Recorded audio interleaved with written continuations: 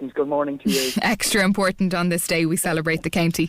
Eoghan, tell us about the changes that are happening and how it's going to impact people who are trying to travel now.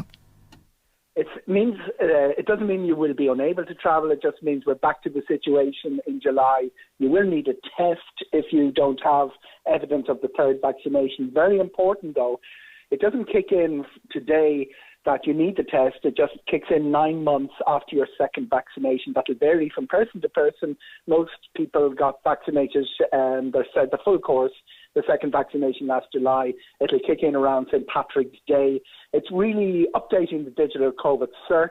There was an expiry date on the vaccine that really took a while to work out, and individual countries, the Czech Republic was the first, then Austria started imposing their own restrictions before Christmas. The European Union got together and said, let's do this as a club like we did last July with the digital COVID cert, and as of today, everybody, all the border authorities are entitled to look for evidence of a third vaccination if it's 9 months since your previous one. Now, Eoghan, I haven't been on a plane since February 2020, and now people would say, first world problems, which it is. But in saying that, you yourself obviously have been travelling around the world in the past few months. What is the situation like with travel at the moment for those of us who haven't stepped foot in the airport since the pandemic was declared? First of all, the airport experience, it's masking all the way through. Queues got a little bit messy before Christmas. A lot of your listeners try to reconnect back to Poland and Romania and places like that will have experienced queues of 3 hours. And that was a combination of the COVID absenteeism, but queues are still socially distanced. On the aircraft, you're masked. You wear a mask for the full duration of the journey, and the airport the other side.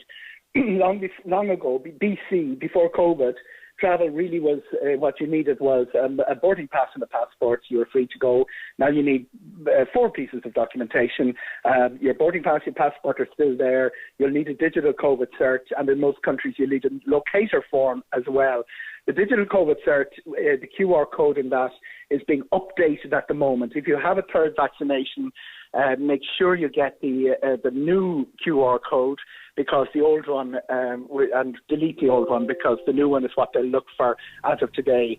So when the locator form, very important. In many countries, it generates its own QR code and it supersedes the digital COVID cert.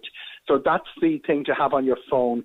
Where the examination has been done, and there's been a little bit of controversy about this, people saying, I went through the airport and I wasn't checked. The airline is required by the authorities to check everyone getting on board. So the person making a decision on your documentation, if you don't have the pass and you have a COVID recovery cert or whatever, they're not going to be an epidemiologist. They're going to be someone at the airline gate employed by the airline. And that's where we've had denied boardings, because people haven't had documentation in order. So a little bit more complicated. Certainly not 2019, but not as bad as before the European Union came into existence in the first place, when you needed a visa everywhere east of I don't remember that now, Eoghan. I have to be honest. I don't. Age, am I? Yeah, you're showing your age there. I don't remember that. I remember queuing for 4 hours in the Bulgarian embassy in Paris to get a visa. Yeah. Wow. Okay. Well, I know for me myself, I'm a bit of a terror when it comes to having all my documents ready.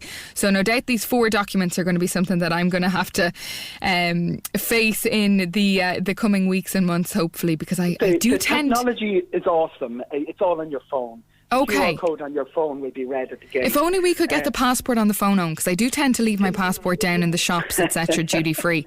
I don't mean to do it. Passport's really important because there's a big backlog. You can renew online, you can track it online, and it is going through fairly speedily, the renewals, even though they're a bit slower than they were. The one that's catching everyone, first of all, there's that scene in Home Alone where you count the children in the car. You're counting the passports the night before, and one of them is out of date. Children's passports used to expire in 3 years. It now expires in 5 years. That's a little bit of a help. But newborn babies, you don't need to wait for the PPS number for the newborn baby. Get the application in as soon as the baby is born, and it's a slower process because it's a first-time application. Mm-hmm. Also very important, support documentation for a newborn baby used to mean that you had to send the original passport, parent's passport, in with it.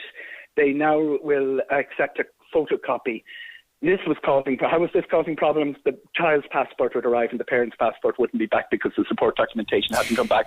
So all of those things, little bit of log jams there from the COVID situation, but getting through them. Yes, and we just spoke about that last week on Kildare Focus. There are calls for the Passport Office to open 7 days a week at the moment. As we know, we're going into the summer holidays, believe it or not, today, the first day of spring. So over 700,000 texts have been sent from the department in recent weeks that's urging recipients to register for their new EUDCC online. And as Owen points out there, the old one will no longer be relevant from today onwards. Thank you very much. One more important thing. When you're moving around in a foreign country, bring it with you. Just because we don't need it for restaurants in Ireland doesn't mean that we don't in Spain. Tenerife is on a higher level than Gran Canaria and Lanzarote.